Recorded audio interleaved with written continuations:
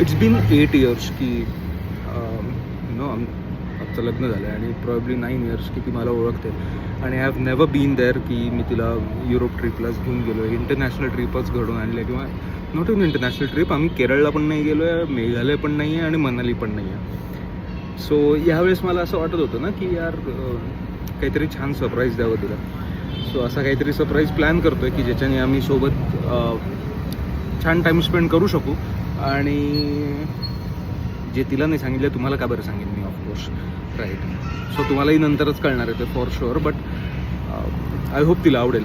त्यामुळे बरं त्याच्यात झालं असं आहे की सरप्राईज द्यायचं आहे, त्यामुळे मी सगळीकडे कार घेऊन फिरतो आहे. यावेळेस जर मी कार घेऊन नाही गेलो तर तिला डाऊट येईल. ह्यापायी मी व्हॅलेंटाईन डेला काहीच विश वगैरे पण नाही केलेलं आहे आपण, काही नाहीच, म्हणजे असं काही नसतंच आपल्याकडे, नाही का. आणि त्याच्यानंतर नेमकं महाशिवरात्री आल्यामुळे घरात उपासामुळे जे काही वातावरण तापलं आहे सध्या, त्याच्याने होणार मदतच आहे मला की मी कार न काढणं काहीतरी जस्टिफाय करता येईल मला की नाही अरे एकदम इम्प्रॉम्प्टू प्लॅन आहे, आपण असंच चाललो आहे वगैरे वगैरे. पण फाटली तर आहे, बघूया.